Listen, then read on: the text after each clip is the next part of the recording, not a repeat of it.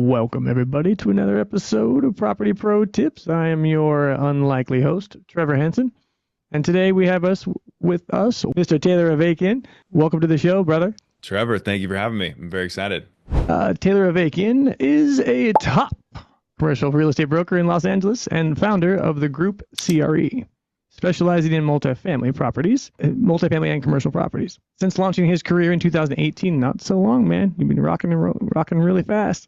Taylor has closed over 200 million in deals, valued more than 500 apartment buildings, and set multiple pricing records across Southern California. Trevor, thank you for having me. That was great, man. I need to remember that more often. That's pretty good. You write a good bio, man. There we go. Thank you. I know. So can you share with us your background and what led you into commercial real estate? Yeah, absolutely. So my path to commercial real estate was one of observation. So my family did not grow up owning real estate. No one in my family had real estate holdings or anything like that. Really, it was from my friends' family, their parents. And so I noticed at a young age that some of my friends had really great houses, really cool cars. Their parents were always at their sporting events. And so I was always curious, like, hey, what does that, what does Anthony's dad do, or what does Steve's dad do? Like, those were always questions in my mind. And what I figured out when I got a little older is they were in real estate. And so that looked like different avenues of real estate for each of those people. Some of them were developers of affordable housing up in Sacramento, where I'm from. Some were brokers. Some were on the office side, the retail side. I didn't really know any of that at the time. All I knew is I wanted what they had. And so for me, when I got to the age of in college and choosing what I wanted to major in, real estate was always in the back of my mind. And so what I did is I went to the University of Alabama. I got a finance degree That was fun. because my RA was, I asked him, I said, hey, I think it was undeclared business. I said, hey, what major should I get? He goes, if I had to do it over again, I'd get a finance degree. So then I was like, all right, I guess I'm getting a finance degree. So I got a finance Just like degree. that. Yeah. And then specialized in real estate. And that was a cool program that Alabama had, was this real estate specialization. And I think it's now either a minor or a major there, which is great to hear. Grayson Glaze out there runs a great program. And so I studied that and came back, and when I graduated, I didn't really know I wanted to get into real estate. I just had it in my back pocket. I was doing a few other things. I was a personal trainer for a little bit, and eventually, I needed to make some money. Stop living with my parents in their house, and so I reached out to a few folks that I knew in the real estate industry and said, "Hey, looking to get into brokerage. Can you make some introductions?" So set up a bunch of interviews. I loved Southern California. Grew up going here in the summertime, and the beach was my happy place. I know my skin tone maybe not doesn't say that if you're watching the video, but I'm very pale. But I love the beach, and so it was one where applied to a bunch of jobs down here, interviewed at a bunch of shops, fresh faced 21-year-old, and got a job opportunity at this company called Matthews. And they said, hey, come on in, and here's a phone, here's some numbers, and here's your mentor, and you're going to be calling on Koreatown multifamily. And so that's what I Yes. did. And I started in Koreatown, and if anyone knows Koreatown, it's a very diverse market, very heavy apartment market, a lot of old buildings. And so I cut my teeth selling some of these old brick properties in Los Angeles, and I learned a ton. And so really just have compounded that into what it is today, where I run a team. We have 4 support staff who help with everything on the back end to the front end of transactions. We have another teammate, Freddie, who recently joined us from across the pond. He is from London, and he's working on kind of Silver Lake, Echo Park area at this point in time. And my clients have taken me all across Southern California. So we've done deals from Ventura down to San Diego, and are working on quite a bit as we speak. So that's a little bit about how I got into the real estate journey, the long version. It's always great to hear the background, right? Like, it's like, how'd you get to where you were, right? What was it like that first day, first phone call, here's your script, here's your list, here's your phone, Yeah. ready, go. What was that first phone call like? I mean, pure adrenaline, man. Like I really th- my personality is one where if I do anything, like I want to be the best at it. And I think there was only one point in my life where I was the best at something at a given point, and that was probably 12 years old baseball. Like I was the big kid, so I was bigger than everyone else because I grew quickly. And so I was just dominated 12-year-old baseball. And ever since then, I've been chasing for that thing again. And when I really immerse myself in something, it becomes almost this obsession. And for a while, it was CrossFit. When I was in school, I wanted to be a CrossFit Games athlete, and that didn't work out. And then high school, it was baseball. I wanted to be a professional baseball player. And so naturally, when real estate became that next thing, it became kind of an obsession. So I had studied, read all the books, like constantly, how can I negotiate better? How can I call better? And I remember that first call, like I was absolutely terrible, horrible, the worst cold caller you can imagine. I thought I was a smooth talker. I'm naturally an introvert, and so Really? not that I'm afraid. Yeah, I know people say otherwise, but I am naturally an introvert, and it took me a long time. For a while. We can get into this too. Like I didn't close my first deal till 12 months in the business, and people look at that and they're like, "Wow, how rejection after rejection." I was making 600 calls a week, talking to Wow. 75 to 100 people. So like imagine Wow. 75 weeks, like 7,500 people I was talking to, zero opportunities. Oh, And so it was really a bunch of just getting hit in the face and coming back to it. But what really pushed me through that was I was this was my first opportunity to do me and to like really try to be good at something. And I felt like I had to do everything that I could. And that's kind of where the crazy 4:30 a.m. schedule started was it was just if I'm not going to be smarter or better at talking than people, if I'm not a smooth talker or have the gift of gab, I'm just going to try to outwork everyone. And that was my formula. And so it was simple as that. Get up, make the calls, keep on going, get rejected, everything under the book I've heard from owners. So really, I think my skin is very thick at this point in time, but it was exhilarating. I remember thinking, wow, like, let's go, let's get after it. awesome. Outwork them or outsmart them or both. Yeah, I didn't have the smart side of it. So the only thing I could do was the outworking aspect. Sometimes, I mean, especially when we're young, I mean, not that I'm young, but I don't have gray hair yet. People look for those gray hairs. Neither Yeah. you nor I have it, so we got to be able to talk, right?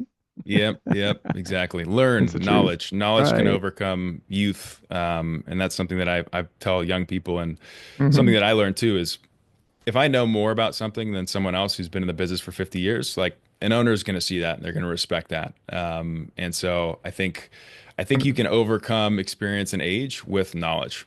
Continuing upon your journey here, you were with Matthews. What inspired you to start the group C? Is that how you go? The group CRE. What was your Yeah, the inspiration group behind that? theory. Yeah, it was one of me again wanting to have the best commercial real estate brokerage around. I've always been entrepreneurial, which I think is why I was willing to take a independent contractor, no salary job is I didn't want ceilings on my potential. And for me, the group CRE was an avenue to explore my creative side, the creativity that I had in my brain of what could be the best apartment brokerage or brokerage in the world in the country. And I had all these ideas, and at a time, Matthews was growing. They were doing everything right. They like incredible people there and culture and everything, but they were growing in a different direction than what I wanted to do. And so I wanted to explore Hmm. some unique avenues, and part of that, and we can get into that too, is some of the technology that I've tried to implement in my business. And so I felt like at this point in my career, which this was in December of 23, that I was at a point where my relationships were strong. I had sold a bunch of properties and I had the knowledge and the reputation and the relationships to go and do this thing, strike out on my own. And so I did that and I went out, and it's been an incredible learning experience. I've never had to manage employees. I've never had to pay payroll before starting this. I've never had to worry about other people's feelings and emotions. It was always, me, me, me. and really getting in that CEO founder role has taught me so much about myself, my business. I have a ton of respect for people who build massive companies. I mean, you guys, the company you guys have built is just incredible. I mean, Thank I you. have 4 employees, and I can't imagine, I don't even know how many employees you guys have, probably hundreds. 400 Um, and something. yeah, geez, man, like that is an incredible feat. So it's been amazing. I've learned a ton. I'm very excited. We're just at the beginning of it, and so much is changing the world too that like I'm excited every day. There's something new that's happening that I Every day. get ideas of. I'm like, oh my gosh, if we can unlock this, like it's Right. gonna be an incredible world. So yeah, that was a little bit. I don't even know if I answer your question, but that's where it took me. The entrepreneurial bug. That's all you needed to say. That's how you. That's. There's The two reasons bug. why people start a company. I found one, they were pissed off at a competitor, so they started a company to defeat them. And two, they just wanted to solve a problem their way. Freedom of time and money. Yep. Yep. It. Those always help. And so when you set out to start the group CRE, you had a certain approach. What is your specific approach to valuing multifamily properties in the market in Los Angeles and selling and going about it that's different than what other brokers would do? That's a great question. My vision for the group CRE was one of taking a lot of the best practices from some of these large enterprise, like B2B sales companies, which is a lot of using technology and follow-ups, automated sequences, personalization. AI was very much in its infancy in 2023. It doesn't sound like a long time ago, but it It was. doesn't, but it was. Yeah, but it was. And through that, I wanted to be more places at once and be able to market and brand assets and the whole experience. I read this book called Unreasonable Hospitality, and Hmm, it really make a note of that. yeah, it really struck with me about how a service-based business, and this is about a restaurant, but we're in a service-based business too. I have clients who I have to serve.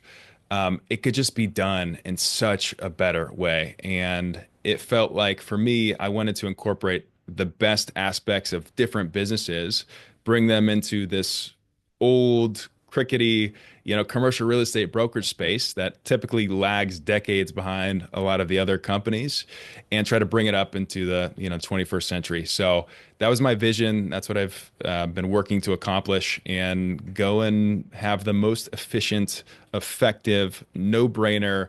Like I always said, and I forget where I learned this, but I want owners to feel silly working with anyone else but the group CRE because they'd be in a negative position not working and selling with us. So like that's the goal. You heard it here. You will feel Yeah. silly if you do not work with us. So don't feel silly. Don't feel silly. Don't be silly. No one likes Yeah. Uh-uh. that. Now, switching gears just a little bit and zooming out, you being an expert in the Los Angeles market, what are some of the biggest challenges you're facing apartment owners specifically in like the downtown LA market today? How much time we got, Trevor?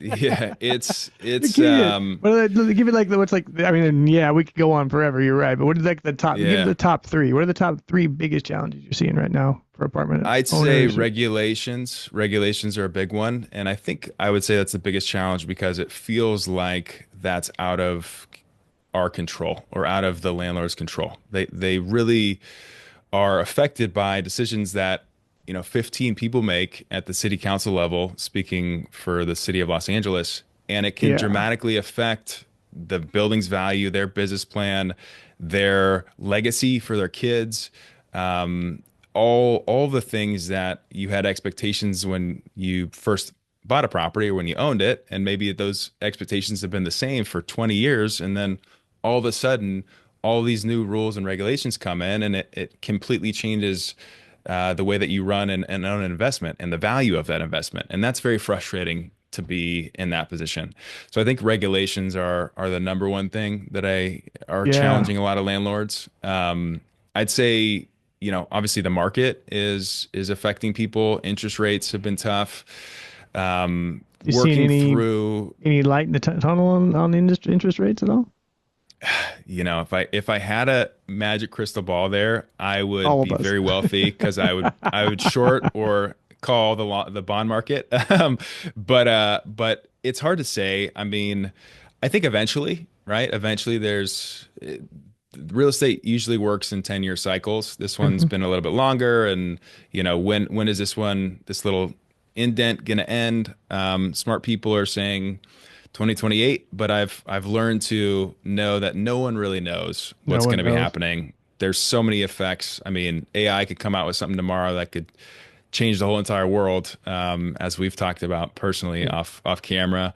So it's really hard to say. I think what I'm telling people and trying to work through is what's the current day scenario? What is happening today? What can we do to protect ourselves, to make educated decisions? What we know has worked and what we think assumption wise is going to be working, and then coming up with a strategy and plan. And so my job wholeheartedly is to consult in terms of what is the best investment plan for you as an owner. How can we put you in the best position to be successful with whatever those goals are? And so I think I try to put myself in that lens and take with what everything is happening and the information that I'm trying to absorb and put it in language and work through a business plan that ideally is going to have the best outcome for an owner. Best time to buy real estate? Yesterday. Hmm. Next best time? Today, right?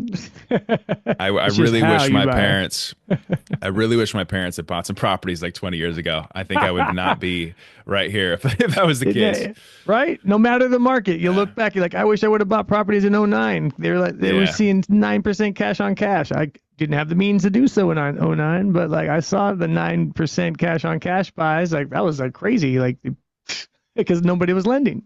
Yeah.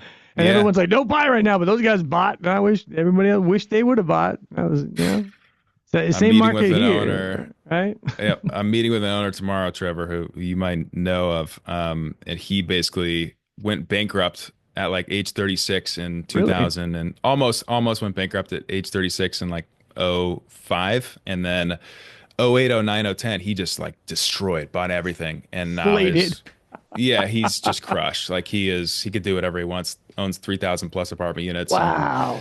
is living his best life. So yeah, Good for when the him. market's tough, if you can take advantage of it, it seems to Yeah. work out pretty well. Market's pretty tough right now. Just I would saying, agree. if you I can would buy. agree. Yeah. It's making the cap rates work is what the biggest challenge we see. Now, Yes. you started to mention technology just a little bit ago, and Hmm. I wanted to talk a little bit about that. How is technology, from your opinion, changing the way brokers operate in the commercial real estate space? That is a fantastic question in that, and I mentioned it earlier, commercial real estate tends to be a lagging adopter to a lot of these technologies. Way It's an old boys business, right? That's as they say. I don't know completely. if that's a saying. Good old boys. But yeah, good old boys, exactly. And so I personally believe that it will change not only commercial real estate, but a ton of sales, middlemen type businesses. Because at the end of the day, brokerages are middlemen. We're a conduit between buyers and sellers of real estate. And what differentiates a lot of commercial real estate brokers is one, relationships, which is the hardest thing to do, which I think AI will augment, but you're still going to want that in-person Mhm. connection. But what it also is knowledge differentiation. And I always say real estate is one of those industries where insider trading is legal. If you know something that someone else does not know, you can take advantage of that. And so That's a with very the good point. with So true. the advent of AI, it's really good at taking information and making conclusions with that information, a bunch of data. And so those folks who can have either proprietary data that they've gathered over the last decade and plug it into these systems, or have a way to take information that's dispersed everywhere and have the wherewithal to figure out how to put it together with this AI, Right. they're going to have a huge competitive advantage. And so I think it's really going to change the way that I approach my business. I know it already has. I know it's going to approach the way that buyers do the business, sellers do the business. And it all starts with, those early adopters, which I'm trying to be a part of and figure out, okay, what today with the systems that we have can I implement to improve by 1%? And hopefully that 1% compounds and then it becomes 2 and 3 and 4. And really what I've realized too is like the best at any field is not Mm-hmm. 100% better at than Mm-mm. someone else. Typically they're 1, 2, 3% better, right? Mm-hmm. But the cream of the crop rises to the top, and they're the ones who get the outsized share of the deals, of the leads, of the listings, to put it in real estate terms. They're not that much better than you. And so if you can put yourself in a position to, get up there or have that competitive advantage, that 1 to 2 to 3%, then you're going to be start taking care of all the lion's share. So that's my goal, is to get to a place where, again, it feels silly not working with us, but we have that incremental growth, that incremental improvement on the processes, on the systems, on the user experience, where we can take advantage of that. I like that. I believe the Japanese term for that is kaizen. Is that what it is? Kaizen, yeah, Right? Kaizen, yep, The 1% yep, better each day, right? continual improvement, yeah. Right. I like, and it's so interesting to me to see that process at work. I'm not as diligent about it, but I talked with my own team about the same. I'm like, what could you do today that could make you 1% better than you were yesterday?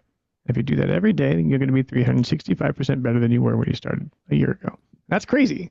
It's 365% insane. better than you were a year ago. I mean, but you're saying 1% today. Well, what's 1% today? I can make one more phone call. I could make Yeah, yeah, send one more email today. That's 1%. It's that. yeah. One It's more practice session, one more, exactly deep thinking meditation, however you want to call it. It's just, correct. it's that Right. Five improvement. more minutes It's, of meditation. Right. Add another minute to yeah, the meditation log. All that stuff. Just a little bit yeah. better. One more mile on your run. Whatever. Exactly. You're pushing yourself. I think humans and humans crave that growth. Like I've inwardly looked at myself and figured out, hey, what drives me? Like, why do I do this Mhm. stuff? And it's the pursuit of something. It's the journey. And people say that, right? Oh, it was I look back on my sports teams and I remember the locker room. I remember the people. I remember the tough practices where I was puking. Like that is what people remember. They remember the moments. And so I think if you can 100%. enjoy that along the way, like that is what we're craving. That is what I'm trying to accomplish, is make every day as the best day that I possibly can have. And I don't know Right. if I can cuss on here, but I won't. But I was about to say something better, but like that, have a It's- damn good day, you know? yeah. Have a damn good day. And right. It's because if you don't enjoy the journey, what if you died during it? You never enjoyed anything, right? Yeah, exactly. Like you don't know where it Exactly. ends or when it ends. You may never meet the end, so enjoy it while you're Yeah. going. Or what are you waiting for, right? Retire. That's I'm like, if I don't enjoy this right now, what the hell am I doing here? Yeah. Like I love talking to you. Like Yeah, I I like know. Me doing it. too. It's Me like too. if I didn't, I wouldn't. I do Yep. something else, and my hope for all like just real estate or people in general is like do something you love because that it shows that you love real estate, and it's like and people can sense that. And when you're dealing with other like experts that like love what they do, it doesn't matter. Like why the hell would I love property management? I don't know. It doesn't matter. Somehow Yeah. I find it fun, right? It's it, It and it doesn't doesn't matter. matter as long as you do. No, and it totally. and I think that's the biggest thing I've learned from just interviewing on my podcast is like find something you love. And it's like, this was what they found. How'd you get into real estate? Well, I failed in all these things and ended up here. 'Cause I was a history major or I was in, whatever, economics or something. Yeah. And It's, typically you love stuff that you're good at too. So if you right. have a natural inclining towards Okay. something, yeah, like lean into that. Right. That's something that's special to you, and you could take advantage of it because I forget who has the quote, but do what feels like play to you, but looks like work to others. That is 100% your right. competitive advantage. Yeah. And we can start throwing quotes out there. It's like, if you love what you do, you never work another day in your life. Right. That one. I'll tell you this really quick, Trevor, but I was because this is just kind of funny. I was the guy who could never remember any quotes, movie quotes, nothing. Like I was the worst. And I remember watching. I've been obsessed with like founders and these successful people because I just like history is my favorite subject, so I like studying them. And every good orator, every good person had like quotes or sayings or analogies or metaphors, and I was the worst at it. So I've made a conscious effort to try and get better at quotes, remembering them, metaphors, analogies, because people think in stories. And so it's Right. just something that I've spent a lot of time trying to focus on. That and it's I keep a note just in my iPhone when I hear something like a quote, and I just and it's just a list long running years, and it's just like it's zipped. It's a super long scroll. So when I pick up something, because so my mentor along the way is like, this everything's been said or done before, and there's all you need to do is it maybe hasn't been said by you, but there's knowledge that's been said and spoken that may relate to you differently than someone else. So it's always Yeah. good to read the greats like Napoleon Hill, like Dale Carnegie, those kinds of Yep. things. Like they had it figured out in like 1900 something, right? I know. That's It's the the same funniest part. now, right? We just gotta Yeah. adapt it to what we had, and you can take little nuggets of it, and it can you can share it. And you're right, people learn by stories because their life is a story, right? When we tell a story about our past, when I talk to my kids, tell them stories, it's a story of just me. It's a story of us. Eventually, it Hmm. ends, and and theirs keeps going, right? Like you said, the Yep. journey. So, last question: what advice would you give to new investors in this market that want to enter the commercial space right now? I'd say formulate a plan. With anything, there needs to be some sort of ideal direction, and that direction can change, and you can pivot, and you can go into different asset classes and different locations, different cities if you want, but have some sort of plan in terms of if everything goes right, this is the direction that I want to go. Know what direction you're going to try to row the boat. And what I mean by that is I want to buy, 5 to 15 unit buildings in this pocket because here's where I think rents are going to go. Here's my business plan. Like I have an idea of what that's going to be like. And if a property over here comes and I feel pretty confident in it or semi-confident that I can go get it done and maybe it's the first one, I'm like, all right, let me go take that chance. I feel pretty good. My foundation is built pretty decently. Then go do that. But I think having a defined plan for where you want to go really helps in making decisions from Hmm, like that first principles thinking, right. and being able to have action because as everyone knows who's ever been in this game, like time kills deals. You got to move with speed. You got to be patient long term, but impatient short term, and you got to move quickly. And so I'd say really, really having that solid foundation, that plan, has been something that I've seen the best investors do, and they stick to it, but they're not afraid to adapt either. And so that's one thing where I think is it's very important to think about. You mentioned what are some other things? Relationships, and I have to remind myself of this constantly. All of But us. relationships drive the world, and they definitely drive the real estate business. And if you are not actively cultivating relationships with anyone who touches real estate and any facet of the business, you're missing out. You're having holes in your boat. And so I think plugging those holes, building that network, that those relationship spider webs, as they say, it is imperative to be able to have someone you can directly reach out to and solve a problem because Right. there's always going to be problems. Something's always going to go wrong. And so Always. having people in your corner who are really good at what they do, who can help you along that path, on that journey, like that is a superpower in itself, is having that network. Absolutely. It's not who we are, it's who we know, right? Throwing some more quotes out there for everybody. All right, Taylor. Well, that brings us right here to the edge of our time. And so, rapid fire. I will ask you 6 questions. Say as much or as little as you want, and I'm going to be quiet or try to. What is the best advice you've ever received? The best advice that I've ever received is to continue to move forward, to just keep taking one foot in front of the other.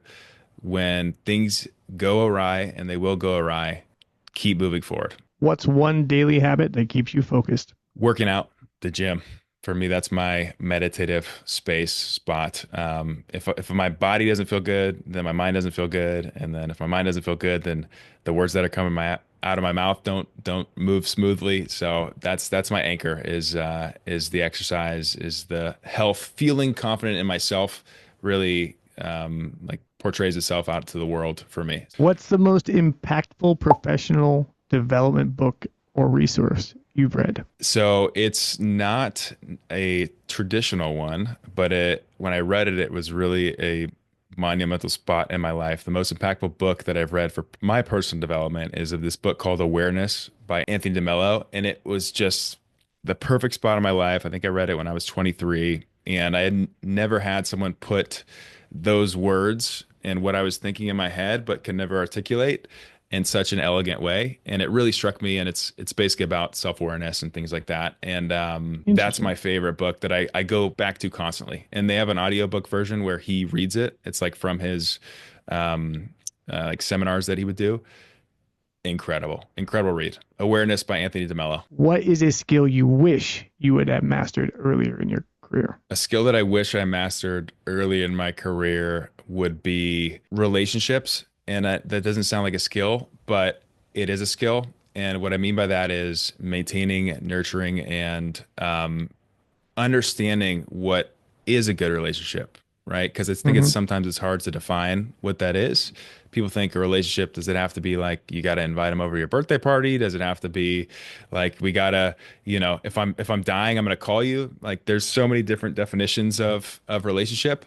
And I think one understanding what those can be and look like, and then how you cultivate those relationships, that's a skill that I wish I had known earlier and had practiced and learned a little bit earlier. Because again, I was a shy kid when I was growing up. I wasn't the guy talking in the room. So maybe it took a little bit longer for me to build those relationships. But when I get into a one-on-one scenario, I feel like I can really start to listen and understand. So it was figuring out the happy medium between those two. If you could dominate any commercial real estate market outside of Los Angeles, where would it be? If I could dominate any market outside of Los Angeles, that is an easy one. That would be New York City. As you Easy. can tell, yeah, as you can tell, I have a complex about me where I just want to be the best. And so I think New York is kind of the pinnacle of the state's huge commercial real estate market, the biggest transactions, the biggest names. Hmm.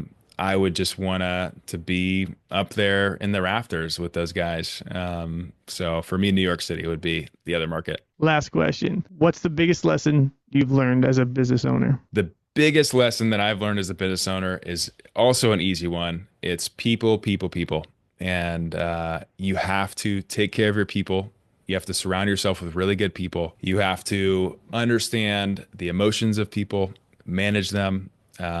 Really, it's how do you as a leader be better at people? And so that's one thing that, if I could have a superpower, going back to it, skill set, but superpower, if I could like really be this perfect people person, I think that would be like better than teleportation, genuinely. You're so right. Businesses are human. They're ran by humans. It's not ran by AI yet. And even if it Not was, you yet. still have to have some humans Yeah, monitoring we're it. gonna be around somewhere. We're gonna be around. Yeah, there's gonna be a human in the loop somewhere. All right, Taylor. Well, this brings us to the end of the show. I want to end by making sure that you get a shameless self-promotion spot here, my brother. Tell us how to get a hold of you. Where's your location? If someone wants some advice or wants to list or buy, how do they get a hold of you, Taylor? Thank you, Trevor. I appreciate it. This has been great. Thegroupcre.com is my website. Has all our listings. You can find all my contact information. I'm on all the social medias, Taylor Avakin. If you look me up.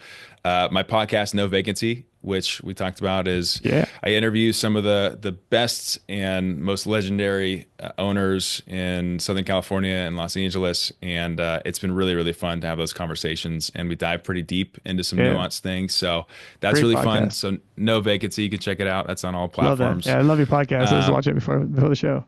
no, thank you very much. I appreciate it. It's been really fun. But yeah, I mean, you search my name up. I think we've done a good job on the SEO for the Yeah. last name at least. I don't think there's any other Taylor Avakians that I've I don't found. believe so. So yeah, it kind of comes up if you just search it. And we'll make sure all your info is below it. Thank you for your time, Taylor. Really, I know it's valuable, my friend. You're Yeah. the man, Trevor. I Yeah, appreciate you, you brother. too. You too, Taylor. Take care, buddy. Take it easy.